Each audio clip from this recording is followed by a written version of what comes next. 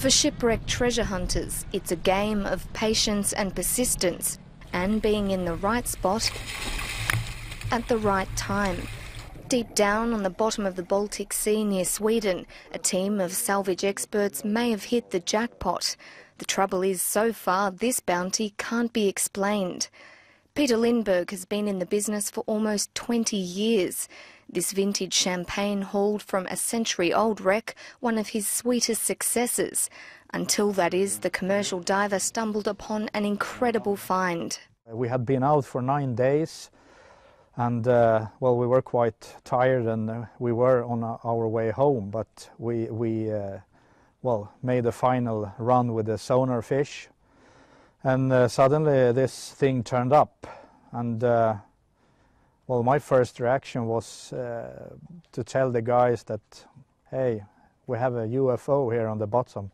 Sonar readings show it's about 60 metres across, or the size of a jumbo jet, and it's not on its own down there. The Ocean Explorer team also found another smaller disc-shaped object nearby. Both show a rigid tail or drag marks more than 400 metres long. Their size and distinctive shape are generating some peculiar theories. Could this be the Star Wars Millennium Falcon, a plug to an inner world, or a marine version of Stonehenge? There has been discussions about Russian warships that were around, that they built in the end of the 1800s, but they are smaller, only about 30 meters across, and they weren't in the Baltic as well. Of course, it can be something else from a ship or wreck, but still, it's quite big.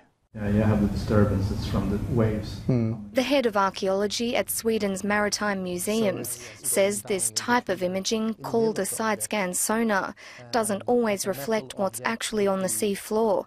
Varying temperature and wave conditions can result in anomalies on the images. But the intriguing dimensions of this picture are capturing his attention. It's definitely something, at least.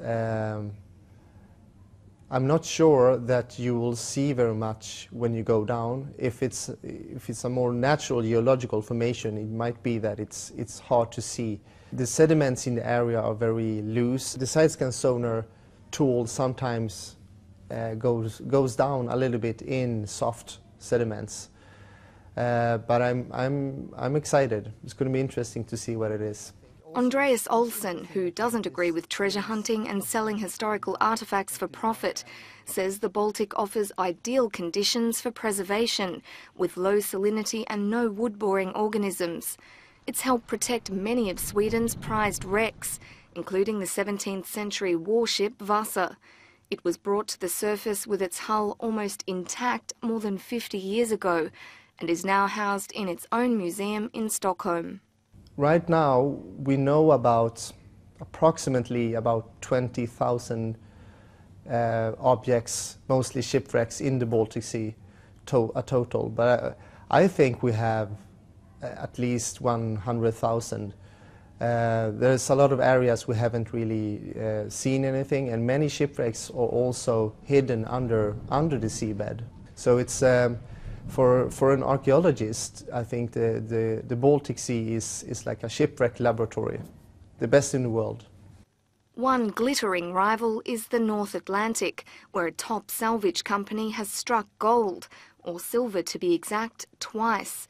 Odyssey Marine recently found 2 wartime shipwrecks off the coast of Ireland. On board could be hundreds of tons of silver.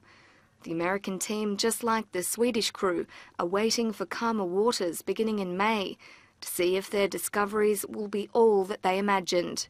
Peter Lindberg is even preparing a submarine for tourists and private investors for a closer look at what really lies beneath. Brooke Bowman, CNN, London.